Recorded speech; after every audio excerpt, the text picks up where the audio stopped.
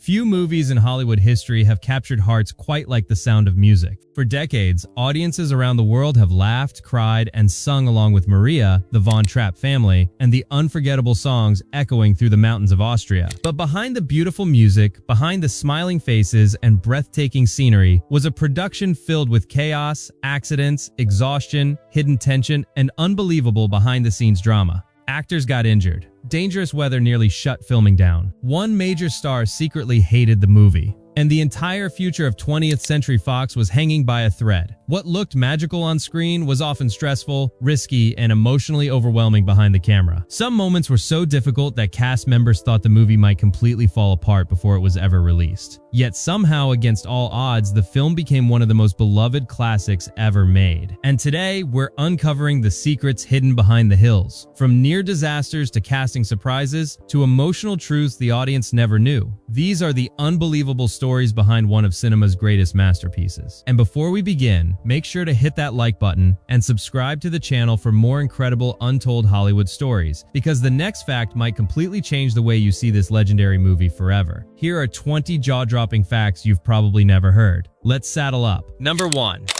The opening of The Sound of Music feels almost magical. The camera glides across the mountains, the music swells, and suddenly Julie Andrews appears spinning joyfully across a massive alpine meadow. It's one of the most recognizable introductions in movie history, but filming that scene was far from magical. In reality, the conditions were brutal. The mountaintop was freezing cold, the grass was soaked from rain, and powerful winds swept across the location throughout the day. To capture the famous aerial shot, the crew used a helicopter carrying a large camera rig. And every single time that helicopter swooped close to Julie Andrews, the force from the spinning blades blasted directly into her. The wind was so strong that she repeatedly lost her balance and slammed into the wet grass. What audiences saw as graceful spinning was actually a painful struggle to remain standing. According to Andrews later on, she spent more time eating grass than dancing. The actress tried to laugh it off publicly, but filming became physically exhausting. The crew needed take after take to get the perfect shot, and each attempt meant another blast of icy rotor wind hitting her at full force. What makes the moment even more incredible is that audiences never notice the chaos. On screen, it looks peaceful, elegant, almost dreamlike, but behind the camera, one of Hollywood's most famous opening scenes was basically a battle between an actress, dangerous weather, and a roaring machine flying overhead. And somehow, the struggle made the final scene even more unforgettable, because despite all the discomfort, Julie Andrews still delivered pure joy on camera. That smile audiences remember? It survived freezing temperatures, exhaustion, and repeated falls on a slippery mountainside. And that's only the beginning. Number 2. One of the sweetest moments in the film happens when Maria and the children accidentally fall into the lake. The scene feels playful and harmless. The children laugh, the water sparkles, and audiences see it as one of the movie's most charming moments. But behind the scenes, things became frighteningly real within seconds. The youngest child actress, Kim Carruth, who played Little Gretel, actually could not swim. Very few viewers knew this at the time. During filming, Julie Andrews was supposed to fall backward in a controlled position so she could immediately help the child stay above water. But something went wrong. Instead of landing close enough to catch her, Andrews accidentally fell too far away. For a terrifying moment, young Kim Carruth was left struggling alone in deep water while wearing a heavy costume that immediately began pulling her downward. The playful scene suddenly turned into panic. Crew members rushed into the lake as fast as possible. Several people jumped in to pull the little actress to safety before the situation became even more dangerous. Thankfully, she was rescued quickly and wasn't seriously hurt, but the incident shocked everyone on set, especially Julie Andrews, who reportedly felt awful afterward. What audiences eventually saw in theaters looked innocent and cheerful, yet hidden beneath the final edit was a moment of real fear. And strangely enough, moments like these helped bring authenticity to the movie. The reactions felt genuine because sometimes they actually were. That combination of realism and emotion became one of the reasons audiences connected so deeply with the film. And if you're enjoying these unbelievable behind-the-scenes stories so far, don't forget to like the video, subscribe, and turn on notifications so you never miss our next deep dive into classic Hollywood secrets. Because the next fact reveals an injury that almost changed one of the movie's most famous musical scenes forever. Number 3. For many fans, the song 16 Going on 17 is one of the most charming moments in the entire movie. The glowing gazebo, the soft rain, the excitement of young love, everything about the sequence feels light, magical, and effortless. But behind the scenes, the actress playing Liesl, Charmian Carr, was dealing with a painful injury that nearly stopped production. During one of the early takes, Carr jumped onto a bench inside the gazebo while performing part of the choreography. The surface had become slippery from moisture and condensation created by the hot studio lights. As she landed, her foot slipped. She crashed directly into part of the set and injured her ankle badly. The pain was immediate. Her ankle became swollen and difficult to move, but stopping production would have delayed the entire filming schedule. So instead of shutting everything down, the crew worked around the injury. Carr's ankle was wrapped tightly beneath her costume, hidden from the camera while filming continued. What makes the final scene so impressive is that audiences never noticed anything was wrong. Every spin, every graceful movement, every smile on screen concealed real discomfort. Even while dancing through one of the most romantic musical numbers in Hollywood history, the young actress was pushing through pain with every step. And somehow, the finished scene became unforgettable. It's one of those rare movie moments where audiences only see beauty, never realizing the determination it took to create it. But the gazebo itself wasn't finished causing problems, because another famous scene filmed there would turn into complete chaos for a totally different reason. Fact 4.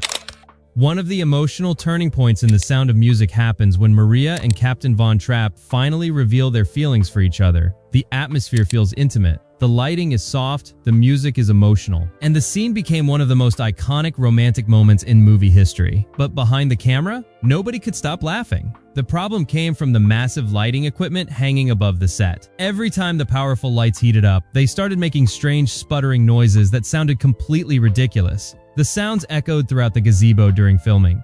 At first, the actors tried to ignore it, but eventually, Julie Andrews burst into laughter. Then, Christopher Plummer started laughing too. Soon, entire takes were collapsing because nobody could stay serious long enough to finish the scene. Again and again, the crew reset cameras only for the strange noises to ruin another emotional moment. Director Robert Wise eventually realized the only solution was to change the entire visual style of the scene. Instead of using bright lighting, he decided to dim the set dramatically and film parts of the sequence in silhouette. And surprisingly, that accident made the moment even better. The softer lighting gave the scene a dreamlike appearance that audiences loved. What began as a technical disaster accidentally created one of the most visually beautiful scenes in the movie. Sometimes Hollywood magic isn't carefully planned. Sometimes it's created by total chaos. And speaking of chaos, the actor playing Captain Von Trapp was secretly miserable during production. Number 5. To audiences around the world, Christopher Plummer looked perfect as Captain Von Trapp. He appeared calm, intelligent, disciplined, and deeply emotional. But behind the scenes, the actor had a very different opinion about the film. He absolutely hated it. In interviews over the years, Plummer openly admitted that he found the movie overly sentimental and emotionally sugary. At one point, he jokingly nicknamed it The Sound of Mucus. The actor felt trapped inside a role he feared would damage his serious acting reputation. Filming in Salzburg, Austria only made things harder for him. Production schedules were exhausting. Scenes required endless retakes, and Plummer often felt isolated far away from home. According to several stories from the set, he spent many evenings relaxing in local restaurants and pubs after long filming days, trying to escape the stress surrounding production. Yet, strangely enough, that frustration may have helped his performance, because beneath all the irritation, Plummer deeply connected with the emotional side of the character. He understood the grief of a widowed father trying to hold his family together during uncertain times. And during emotional scenes, especially moments involving music and patriotism, the actor delivered genuine emotion that audiences could feel. Even if he disliked the film itself, his performance became one of the movie's strongest elements. Ironically, the role he resisted the most would eventually become the role millions remembered him for forever. But there was another secret hidden behind his performance that many viewers still don't know today. And once you hear it, you may never watch the songs the same way again. And if you're enjoying these unbelievable behind-the-scenes secrets so far, make sure to hit the like button and subscribe to the channel, because the next fact reveals a hidden movie secret that most fans still don't know today. Number 6.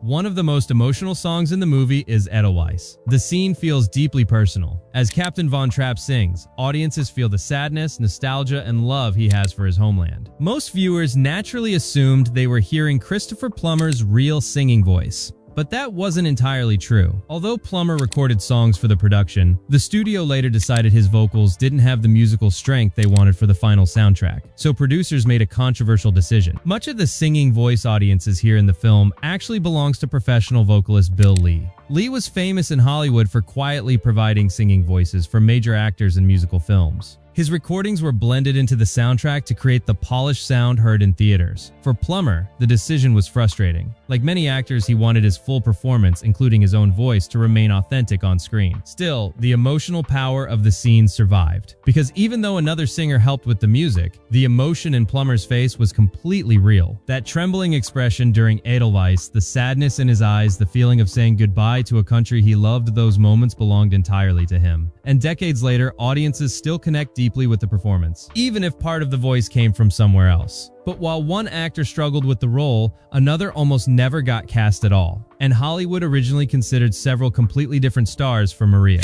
Number 7.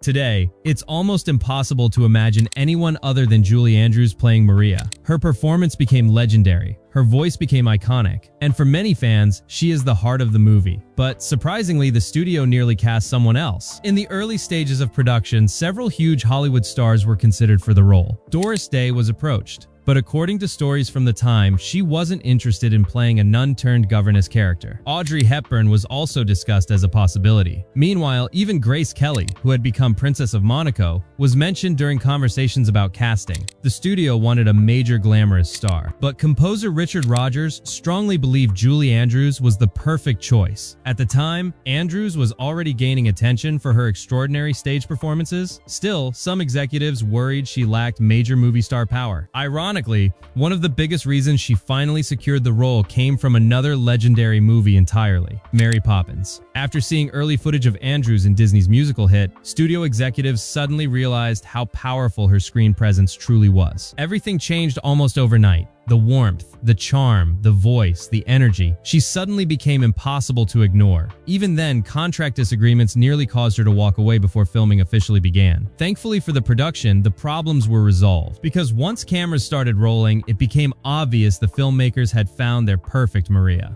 And her performance would eventually help turn the movie into a worldwide phenomenon. But while audiences saw sunshine and happiness on screen, the filming conditions themselves were becoming increasingly difficult, especially during one of the movie's happiest songs. Number 8. The Do Re Mi montage feels bright, energetic, and full of freedom. It's one of the most joyful sequences in the entire film. Maria and the children dance through beautiful streets, gardens, fountains, and mountain landscapes while music carries the story forward. Everything appears warm and cheerful, but the reality behind filming was completely different. The weather in Salzburg became one of the production's biggest enemies. Rainstorms arrived constantly. Clouds rolled over the mountains without warning. Strong winds interrupted filming equipment, and entire shooting days were repeatedly delayed because conditions changed so quickly. Some costumes became soaked during outdoor scenes. Musical instruments used as props had to be protected from water damage. And because filming stretched across different days with changing weather, editors later faced a huge challenge trying to make everything look visually consistent. If you watch carefully, you can sometimes notice tiny changes between shots. In one moment, the sky appears bright blue. Seconds later, clouds suddenly look darker. But despite all the problems, the sequence turned into one of the most beloved musical montages ever created. The energy of the performances helped hide the difficult conditions, and audiences focused on the happiness of the music rather than the exhausting reality behind the scenes. Still, weather wasn't the only serious challenge facing the production, because one filming decision in Austria sparked genuine controversy among local residents. And for some people, it reopened painful memories they desperately wanted to forget. And while you're watching, don't forget to subscribe and turn on notifications for more incredible classic movie stories, because things are about to get even more shocking behind the scenes. Number 9. When people think about the sound of music, they usually picture beautiful mountains, joyful songs, and heartwarming family moments. But during production, one part of filming deeply disturbed many local residents in Salzburg, Austria. The reason? Nazi banners. To recreate the period accurately, the filmmakers decorated parts of the city with large swastika flags and military imagery connected to the rise of the Third Reich. The goal was historical realism, but for many Austrians living there at the time, the images felt painfully real. Only a couple decades had passed since World War II, and memories of that dark chapter were still fresh for countless families. Some residents were shocked when they suddenly saw the banners hanging across familiar streets and buildings again. According to reports from the time, several people even contacted local authorities because they were alarmed by the imagery appearing throughout the city. For older citizens especially, the experience was emotional. The production team eventually had to work closely with city officials to continue filming smoothly and respectfully. What audiences saw as movie props carried very real historical weight for the people living there. And in a a strange way, the controversy revealed something important about the film itself. Behind the music and romance, there was always a darker historical reality quietly surrounding the story. A reality that one famous director originally wanted to explore much more aggressively. Because before Robert Wise took over the movie, another legendary filmmaker had a very different vision entirely. Number 10.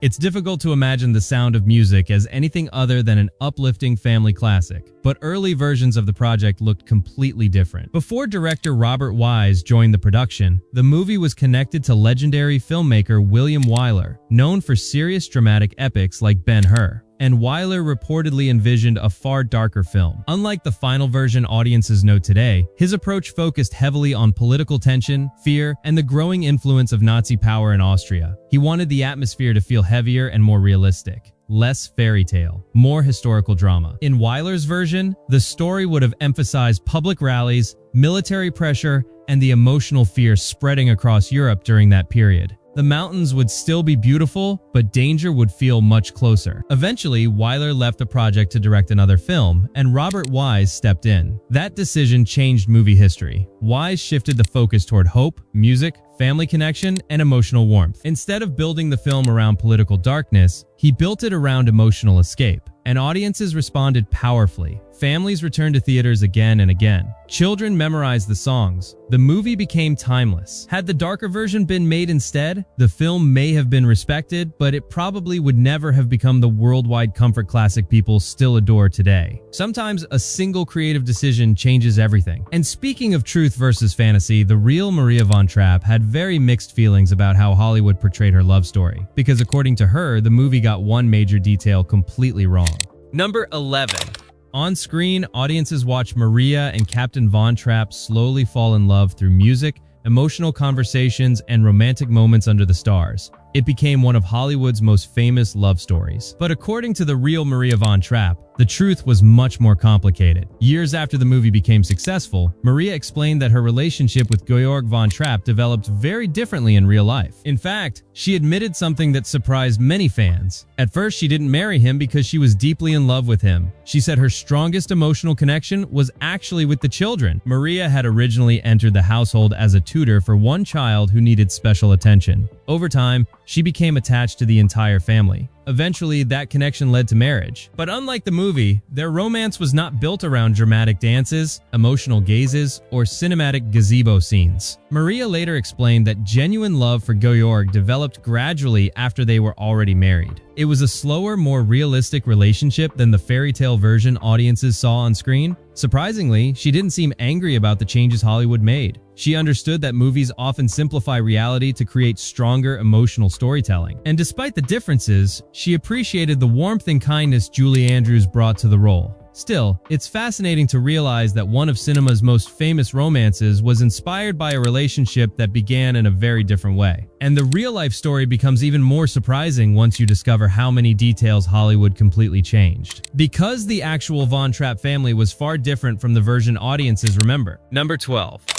For millions of viewers, the Von Trapp family seemed almost perfect. A strict father, 7 children, a cheerful governess who transformed their lives through music and love. But the real family story was much more complicated than the movie suggested. First, the real Georg von Trapp reportedly wasn't nearly as cold or emotionally distant as the film portrayed him. Family members described him as warm, gentle, and deeply caring toward his children. The strict military-style father seen in the movie was heavily exaggerated to create stronger dramatic conflict. Another major difference involved Maria herself. In the film, she arrives to care for all 7 children. In reality, she originally came to tutor only one child who had been recovering from illness. And perhaps the biggest historical change involves the family's escape from Austria. The movie shows the family dramatically fleeing across mountains to escape Nazi control. But historically, the family actually left Austria by train. No dangerous mountain crossing, no dramatic nighttime escape through the Alps. Hollywood changed the details to create a more emotional cinematic ending.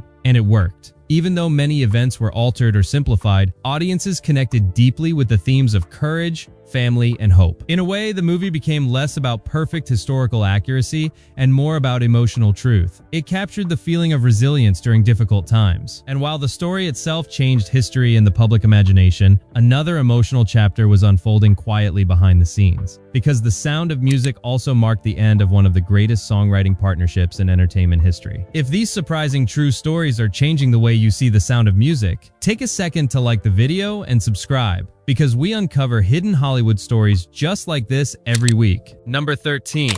Many people assume Edelweiss is an old traditional Austrian folk song. It sounds timeless, simple, almost ancient, but surprisingly, the song was written specifically for The Sound of Music, and it carried deep emotional meaning behind the scenes. The lyrics were created by legendary songwriter Oscar Hammerstein II, one half of the famous Rodgers and Hammerstein partnership responsible for classic musicals like Oklahoma, South Pacific, and The King and I. By the time work began on The Sound of Music, Hammerstein was seriously ill. He had been diagnosed with stomach cancer, and as his health declined, the project quietly became one of the final creative works of his extraordinary career. Edelweiss would ultimately become the last song lyric he ever completed. That emotional reality gives the song even greater weight today. The gentle melody, the feeling of farewell, the quiet love for home, all of it feels even more powerful knowing Hammerstein himself was nearing the end of his life. Shortly after the Broadway version debuted, he passed away. For composer Richard Rodgers, it was the heartbreaking loss of a lifelong collaborator and friend. And for audiences, Edelweiss became far more than just another movie song. It became a farewell, not only for Captain Von Trapp in the story, but also for one of the greatest lyricists in entertainment history. And while the movie created emotional memories for audiences around the world,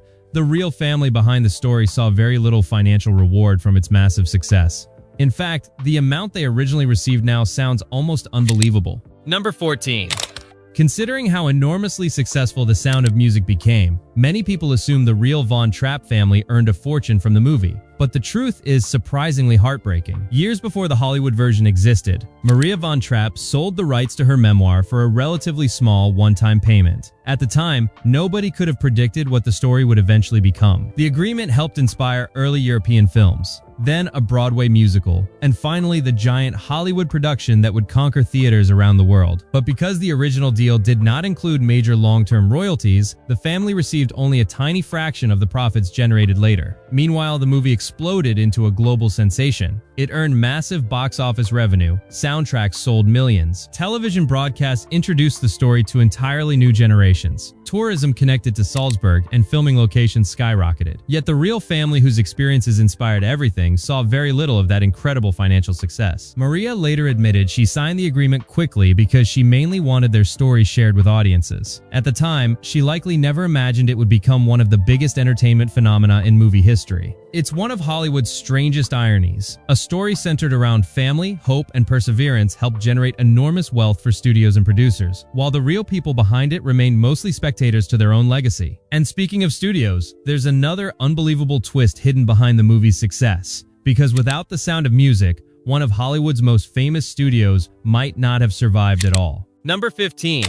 By the early 1960s, 20th Century Fox was facing serious financial trouble. The studio had invested an enormous amount of money into the historical epic Cleopatra, starring Elizabeth Taylor and Richard Burton. Production became chaotic, budgets exploded out of control, filming delays dragged on endlessly, and newspaper headlines constantly focused on scandals surrounding the production. What was supposed to be a massive triumph turned into one of the most expensive filmmaking disasters Hollywood had ever seen. Executives feared the studio might collapse entirely. Then came a musical about a governess, 7 children, and singing in the mountains. At first, expectations weren't especially high. Some critics even believed large traditional musicals were becoming outdated. But once The Sound of Music reached theaters in 1965, everything changed. Audiences absolutely loved it. Families returned repeatedly to watch it again and again. Word of mouth spread rapidly across the country. Lines formed outside theaters for months. In some cities, the movie played continuously for over a year because demand remained so strong. The film didn't just succeed, it became a cultural phenomenon. It won 5 Academy Awards, including Best Picture. It shattered box office records. And for a period of time, it became the highest-grossing movie ever released. Most importantly for Fox, the profits stabilized the struggling studio and helped secure its future. Without this film, the history of 20th Century Fox could have looked very different. It's incredible to think about. A movie many executives initially underestimated ultimately rescued one of Hollywood's biggest studios from financial collapse. And despite all its emotional drama and historical themes, one of the hardest scenes to film involves something much smaller: puppets. Lots and lots of puppets. And if you love discovering how legendary movies were really made, be sure to like, subscribe, and stay with us until the end, because the final facts are some of the most emotional in the entire story.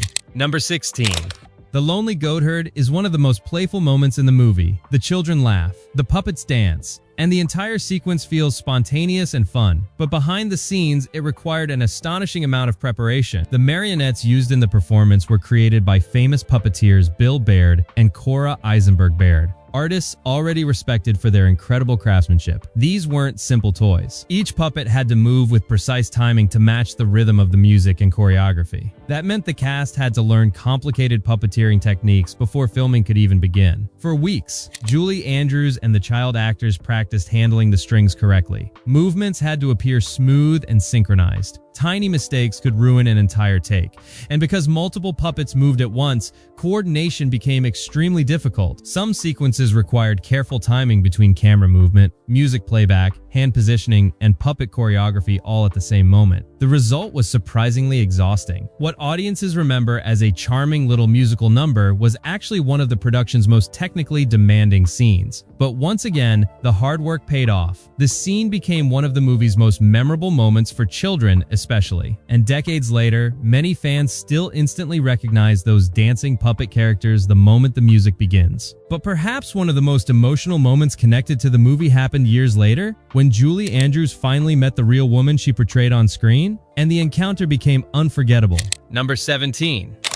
Years after the movie became a worldwide classic, audiences witnessed a truly special moment. Julie Andrews finally met the real Maria von Trapp face-to-face on TV. For fans of the film, it felt almost surreal. The Hollywood version of Maria standing beside the real woman who inspired the story. The atmosphere between them was warm immediately. Maria praised Andrews for bringing kindness, charm, and emotional sincerity to the role. She appreciated the way the actress had introduced the family's story to millions of people around the world. But the meeting also included a playful moment audiences loved. Maria jokingly teased Andrews about her yodeling. Then, smiling warmly, she demonstrated how she believed it should properly sound. The audience erupted with laughter and applause as the two women shared music together on stage. For a brief moment, fiction and reality blended together beautifully. It reminded everyone just how deeply the film had entered popular culture. The movie wasn't simply entertainment anymore. It had become part of family traditions, childhood memories, and musical history itself. And the songs played a huge role in that success. Because long after people left theaters, the music continued taking on a life of its own around the world. Number 18.